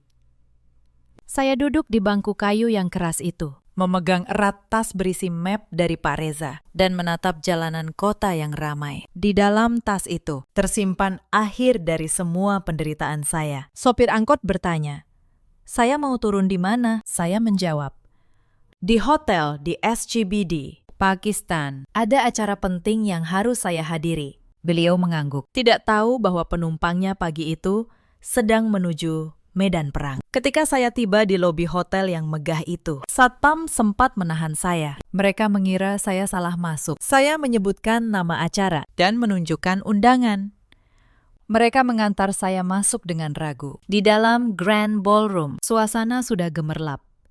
Lampu kristal berkilau. Musik orkestra mengalun lembut. Ratusan tamu penting berkumpul, mengenakan jas dan gaun mahal. Di panggung depan, Bramantyo berdiri dengan dada membusung, dikelilingi Bu Sukmawati dan Fania, menyalami para investor dengan gaya seorang raja. Seorang petugas acara menghampiri saya, mengecek nama saya di daftar tamu, lalu mengantar saya ke sebuah kursi. Bukan kursi VIP di depan, melainkan kursi di barisan paling belakang. Tempat yang biasanya disediakan untuk staf tambahan. Saya melihat Bramantyo menatap saya dari kejauhan. Dia tidak menghampiri. Dia hanya memberi isyarat dengan dagunya, menyuruh saya tetap di belakang. Bu Sukmawati melihat saya, lalu berbisik kepada Fania, dan mereka berdua tertawa kecil sambil menutup mulut. Saya duduk. Saya melipat tangan di atas tas saya, dan saya menunggu. Acara dimulai. Pembawa acara naik ke panggung, memuji pencapaian Wijaya Logistik. Bramantyo diundang berpidato. Dia bercerita panjang lebar tentang bagaimana dia membangun perusahaan ini dari nol, dengan kerja keras dan visinya sendiri. Dia tidak menyebut nama saya satu kali pun. Dia tidak menyebut nama ayah saya. Dia mengklaim semuanya sebagai miliknya. Para tamu bertepuk tangan. Bu Sukmawati menyeka air mata bangga. Fania merekam dengan ponselnya. Dan saya di barisan belakang, tetap diam,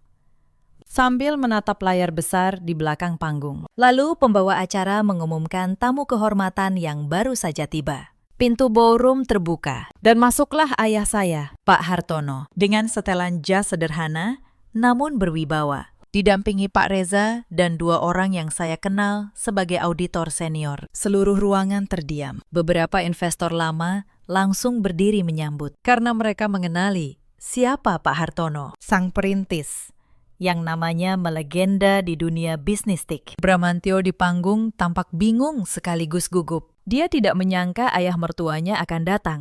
Pak Hartono berjalan tenang menuju panggung. Beliau menyalami Bramantyo dengan senyum yang dingin. Lalu beliau meminta izin kepada pembawa acara untuk menyampaikan beberapa patah kata. Tidak ada yang berani menolak. Beliau berdiri di podium, menatap seluruh ruangan. Lalu matanya berhenti sejenak di barisan paling belakang, tempat saya duduk. Beliau tersenyum tipis kepada saya. Lalu, beliau mulai bicara. Bapak dan Ibu yang terhormat, kata Pak Hartono, saya membangun bisnis ini dari sebuah ruko kecil 30 tahun lalu. Dan hari ini, saya datang bukan untuk merayakan. Saya datang untuk meluruskan sebuah kebohongan. Suasana ballroom berubah. Bisik-bisik mulai terdengar. Bramantyo mendekat, mencoba menyela. Ayah, mungkin sebaiknya kita bicara di belakang. Tapi Pak Hartono mengangkat tangan, dan Bramantyo terdiam. Tidak. Bramantyo, apa yang akan saya katakan harus didengar oleh semua orang yang ada di ruangan ini, karena mereka semua adalah pemegang saham, investor, dan mitra.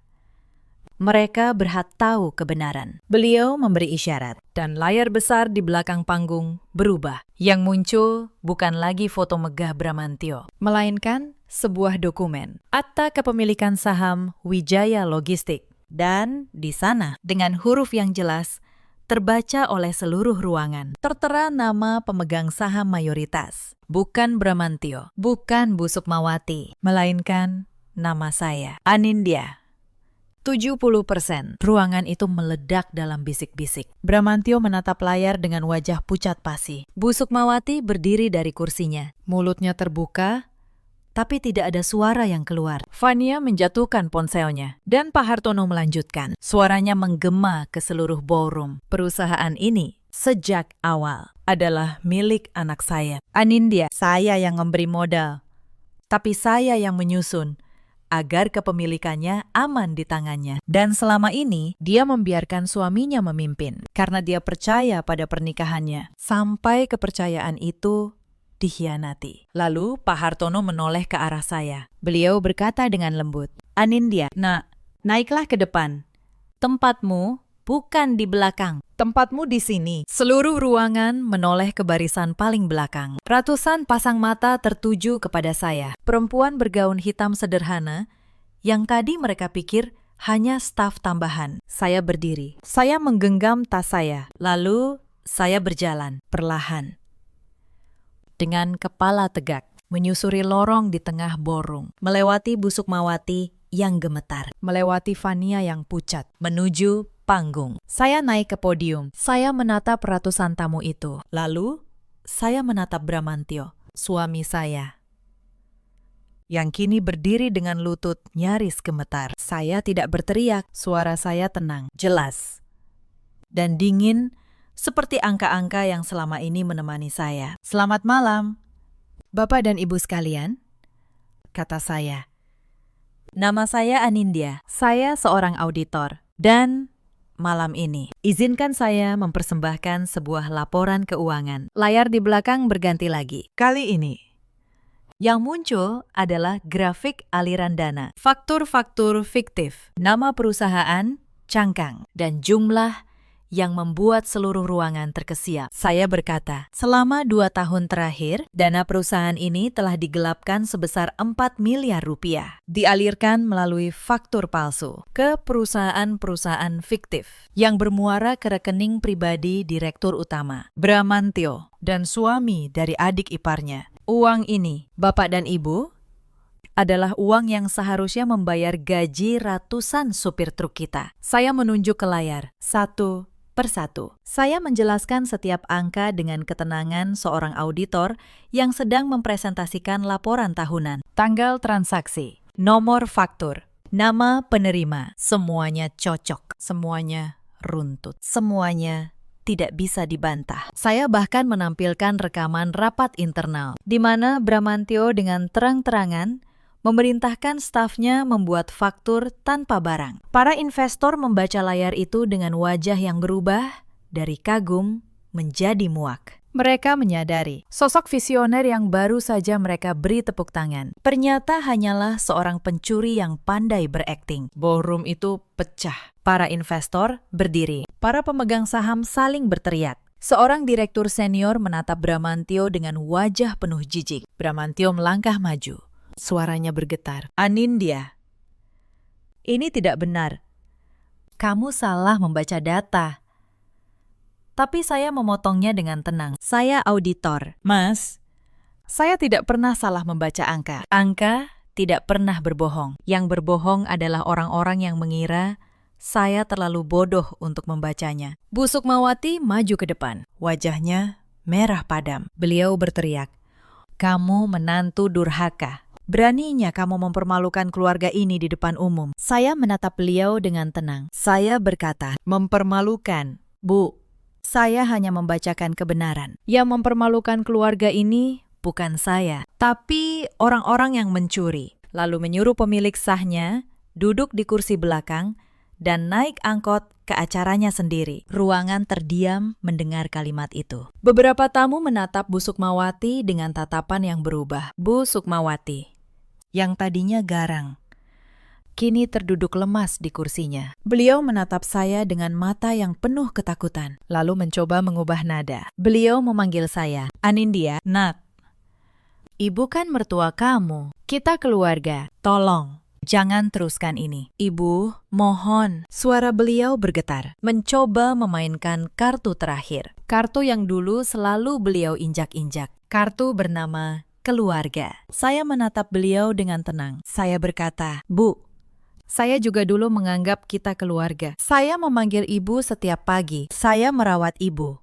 Tapi setiap kali saya menyebut kata keluarga, ibu menjawab dengan kata pembantu. Sekarang, saya hanya mengembalikan apa yang sudah ibu ajarkan kepada saya, bahwa di rumah ini yang berlaku bukan perasaan, tapi kebenaran." Bu Sukmawati menunduk. Tidak ada lagi kata yang bisa beliau ucapkan. Para tamu yang menyaksikan adegan itu terdiam. Beberapa ibu-ibu menatap Bu Sukmawati dengan tatapan yang dulu mungkin penuh hormat, kini berubah menjadi iba bercampur kecewa. Inilah harga dari kesombongan yang dipupuk bertahun-tahun. Ketika topeng akhirnya terlepas, tidak ada satupun yang tersisa untuk dibanggakan. Saat itulah pintu ballroom kembali terbuka. Masuklah beberapa orang berseragam. Mereka dari kepolisian, didampingi petugas dari lembaga yang mengurus tindak pidana keuangan. Ternyata Ayah saya dan Pak Reza telah melaporkan kasus penggelapan ini secara resmi, lengkap dengan bukti audit. Beberapa hari sebelumnya, acara peresmian ini, tanpa Bramantio sadari, telah menjadi tempat penangkapannya. Para petugas berjalan menuju panggung. Salah satu dari mereka berkata, "Saudara Bramantio, Anda kami amankan terkait dugaan tindak pidana penggelapan dana perusahaan." Bramantio mundur. Wajahnya kehilangan seluruh warna. "Tidak. Tunggu. Ini salah paham."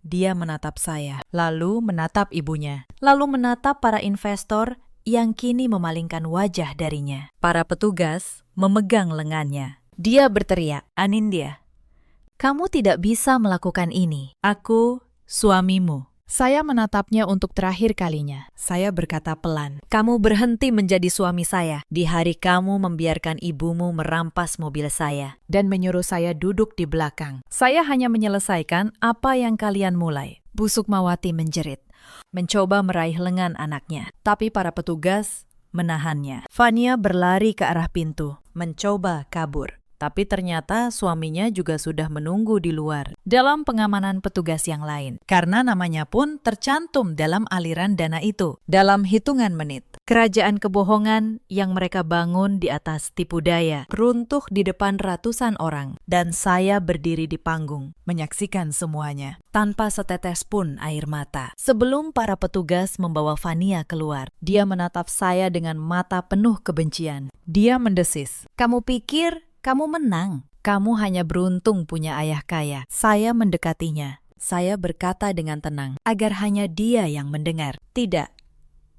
Banya, saya tidak beruntung. Saya hanya sabar. Selama 2 tahun, kalian mengira diam saya adalah kebodohan. Padahal saya sedang mencatat setiap kesalahan kalian. Kesabaran yang kalian anggap kelemahan. Ternyata jebakan yang paling rapi." Fania membuang muka. "Tapi saya tahu kalimat itu akan menemaninya di setiap malam yang panjang." Di antara para tamu, ada seorang investor senior yang sejak tadi mengamati saya. Beliau mendekat, menjabat tangan saya dengan erat, dan berkata bahwa beliau bangga melihat bagaimana saya menangani semua ini, tanpa emosi yang meledak-ledak, tanpa drama, hanya dengan fakta. Beliau berkata, dengan pemimpin seperti saya, beliau bersedia menambah investasinya satu persatu. Para pemegang saham lain mengangguk setuju. Di tengah reruntuhan kebohongan Bramantio, kepercayaan baru justru tumbuh untuk saya. Dan saya menyadari panggung yang mereka siapkan untuk mempermalukan saya telah berubah menjadi panggung kelahiran saya yang sebenarnya. Setelah para petugas membawa mereka, ballroom itu hening sejenak. Lalu, satu persatu, para tamu mulai bertepuk tangan. Bukan untuk Bramantio, tapi untuk saya. Para pemegang saham menghampiri saya, menjabat tangan saya, menyatakan dukungan mereka agar saya mengambil alih kepemimpinan perusahaan. Ayah saya berdiri di samping saya, merangkul bahu saya dengan bangga. Beliau berbisik, "Sudah ayah bilang, nak, angka-angkamu yang menyelamatkanmu." Saya menyandarkan kepala di bahu ayah saya, dan untuk pertama kalinya dalam 2 tahun, saya merasa bisa bernapas dengan lega. Beberapa minggu kemudian, proses hukum berjalan. Bramantio dan suami Fania ditetapkan sebagai tersangka. Aset-aset mereka dibekukan untuk mengganti kerugian perusahaan. Mobil Alphard saya yang sempat dirampas kembali ke tangan saya, meski jujur saja, saya tidak lagi peduli pada mobil itu. Yang saya pedulikan adalah ratusan karyawan yang gajinya kini aman, dan perusahaan yang kini saya pimpin dengan tangan saya sendiri. Salah satu hal pertama yang saya lakukan setelah mengambil alih perusahaan adalah memanggil kembali Mbak Asih, perempuan jujur yang dulu dipecat dengan tuduhan palsu. Saya menawarinya pekerjaan kembali, kali ini bukan sebagai pembantu, melainkan sebagai pengurus rumah tangga kantor dengan gaji yang layak dan dihormati. Mbak Asih menangis ketika saya menyampaikannya. Dia berkata, "Bu, saya tidak menyangka kebaikan kecil saya dulu dibalas sebesar ini." Saya menggenggam tangannya. Saya berkata, "Mbak, orang yang jujur saat dunia tidak melihat, pantas dihargai saat dunia akhirnya melihat." Karena saya percaya, sebagaimana kejahatan selalu meninggalkan jejak. Kebaikan pun selalu menemukan jalannya untuk kembali. Para karyawan, para sopir truk yang dulu hampir kehilangan mata pencaharian, kini menatap saya bukan dengan rasa kasihan, tapi dengan rasa hormat. Mereka tahu perempuan yang dulu disuruh duduk di belakang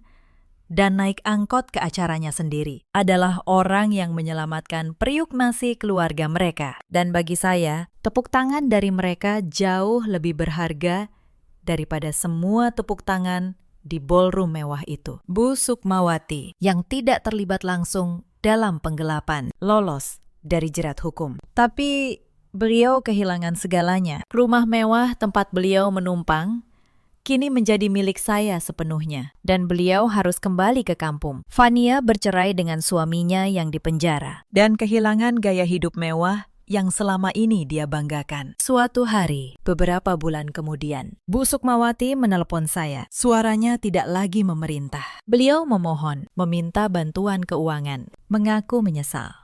Saya mendengarkan dengan tenang. Lalu, saya berkata, "Bu, dulu saya hanya minta dihargai sebagai menantu, tapi yang ibu beri hanya hinaan. Sekarang saya doakan ibu sehat, tapi rumah ini dan hidup saya sudah tidak ada tempat lagi untuk orang yang menganggap saya pembantu." Lalu saya menutup telepon dengan pelan. Setahun berlalu sejak malam itu. Wijaya Logistik kini berdiri lebih kokoh dari sebelumnya. Saya memimpinnya bukan dengan teriakan, tapi dengan angka, dengan transparansi, dan dengan rasa hormat kepada setiap karyawan. Gudang kami bertambah. Para sopir truk yang dulu hampir tidak menerima gaji, kini bisa menyekolahkan anak-anak mereka. Saya membangun sistem audit internal yang ketat, agar tidak ada lagi yang bisa mencuri dari kerja keras orang banyak. Ayah saya, yang kesehatannya berangsur pulih, sering datang ke kantor, hanya untuk duduk di sudut ruangan, menatap saya bekerja dengan senyum bangga. Bramantio menjalani proses hukumnya. Di persidangan, dia mencoba menyalahkan semua orang kecuali dirinya sendiri. Dia menyalahkan ibunya, menyalahkan adiknya, bahkan menyalahkan saya. Tapi angka-angka di laporan audit tidak bisa dibantah. Dia divonis bersalah. Aset-asetnya disita untuk mengganti kerugian. Suami Fania pun bernasib sama. Kerajaan yang mereka bangun di atas tipu daya, runtuh tanpa sisa. Suatu sore, saya pulang ke rumah saya di Pondok Indah. Rumah yang kini benar-benar menjadi rumah saya. Tidak ada lagi suara bisik-bisik di dapur. Tidak ada lagi tatapan yang menghitung. Saya duduk di teras, ditemani secangkir teh hangat dan sepiring ikan goreng dengan sambal terasi buatan saya sendiri. Sederhana, tapi terasa lebih nikmat daripada semua jamuan mewah yang pernah saya hadiri. Untuk pertama kalinya dalam bertahun-tahun, saya merasakan kedamaian. Bukan kedamaian orang yang menang, tapi kedamaian orang yang akhirnya bebas. Sahabat, cerita ini mengajarkan kita sesuatu yang penting. Jangan pernah meremehkan seseorang hanya karena dia memilih untuk diam. Diam bukan berarti lemah. Kadang, diam adalah cara orang yang kuat mengumpulkan kebenaran sebelum membiarkan kebenaran itu bicara sendiri. Dan jangan pernah menghina pasangan yang dengan tulus mendampingimu dalam kesederhanaan. Karena orang yang mencintaimu saat kamu bukan siapa-siapa adalah orang yang paling tidak boleh kamu hianati. Di luar sana, ada banyak perempuan yang mungkin sedang berada di posisi Anindya dulu. Diinjak harga dirinya, dianggap tidak berharga di rumahnya sendiri. Dipaksa diam demi menjaga keutuhan yang sebenarnya sudah retak. Kepada kalian, saya ingin berkata, harga diri kalian tidak ditentukan oleh bagaimana orang lain memperlakukan kalian, tapi oleh bagaimana kalian akhirnya memilih untuk berdiri. Di luar sana, ada pula banyak suami seperti Bramantio yang silau oleh kesombongan dan bisikan keluarganya, hingga lupa siapa yang sungguh-sungguh berdiri di sisinya saat ia tidak punya apa-apa. Dan ada banyak ibu mertua yang karena rasa takut atau keserakahan justru menghancurkan rumah tangga anaknya sendiri